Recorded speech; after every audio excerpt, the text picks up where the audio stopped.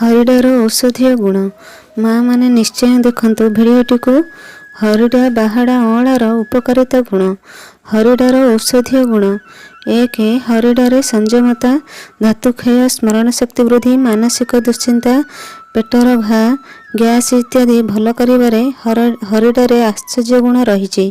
दुई धातुक्षय हेउथिले हरिडा अँला और बाहाडा गुंड करी प्रत्येक सकाळ संध्या 1 कप उषुम पानी रे 1 चामच गुंड भिजाई तार पानी सह गुंड चोबाई ग्रहण कले धातुक्षय भल हो जाए। 3 पेटर गोलमाल, पेट बिंधा, झाड़ा, अजीर्ण और बात रोग देखागले हरिडा पानी पीवा दरकार। पेट गरम रहुथिले हरिडा पानी पीवा उचित। 4 हरिडा सेवन द्वारा काश, श्वास, अजीर्ण, ज्वर, तृषा, अरुचि, बारी, हृदरोग, कंडु, पित्तविकार, रक्तदोष, पांडु, प्रमेह, प्लीहा और अग्निमांद्य आदि रोगरू आरोग्य मिलता है। 5 हरिडा को भलरे पेशी लुहा पात्र रे राति रे रखी सकाळ और संध्यारे घी महू सहित मिसाई सेवन करिबा द्वारा पतला धातु गाढ़ होता है। एपरिक स्त्री सहवास सामर्थ्य बढ़ी थाए। 6 राशि गुंड सहित हरिडा चूर्ण मिसाई सेवन करने द्वारा बंद होइथिबा मासिक ऋतुस्राव पुनः आरंभ होई नियमित होता है। 7 हरिडा को कुटी पानी रे 24 घंटा बतुराई एहाको छाणी एहार पानी को सकाळे खाली पेटर पीले क्षुधा वृद्धि करने सहित समस्त प्रकार पेट रोग भल होता है। 8 हरिडा को पानी रे पकाई बा सिझाई सही पानी रे कुली कले पाटीर घा, दांतमूल बिंधा, पाटी फुला आदि भल हो जाए। दांतमूल को टाण करने प्रत्येक हरिडा चूर्ण घसीबा आवश्यक।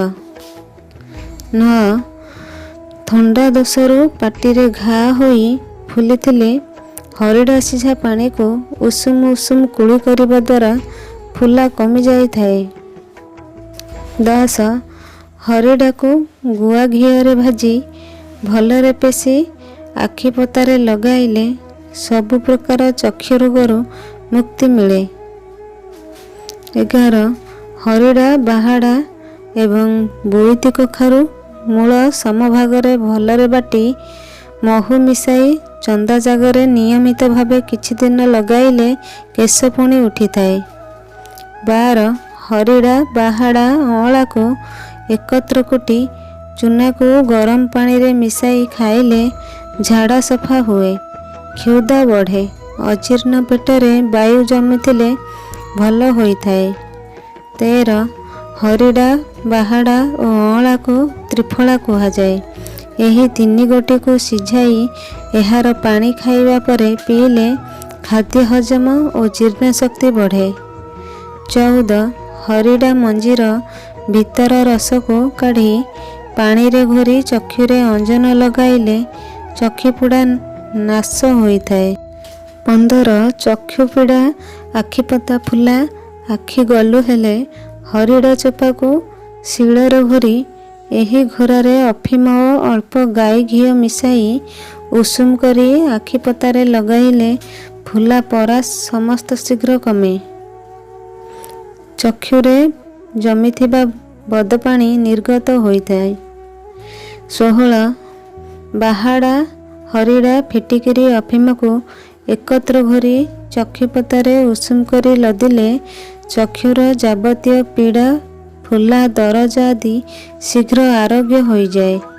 हरिडा चूर्ण अथवा घी भजा हरिडा खंड नियमित सेवन कले बुद्धि और स्मरण शक्ति प्रखर होता है। 17 प्रत्यह खाई सारिबा परे हरिडा खंड मुखरे धारण करी आस्ते आस्ते रस तोषिले खाद्य जीर्ण होता है। दंतमूलर पीड़ारू मुक्ति मिले, मस्तिष्क वृद्धि जात होता है। 18 हरिडा चूर्ण को गुड़ सहित सेवन कले पेटर वायु एवं शूला रोग भल होता है। भिडियोटी को संपूर्ण देखिथिबारु धन्यवाद। Subscribe my channel, like, comment and share. Thanks for watching.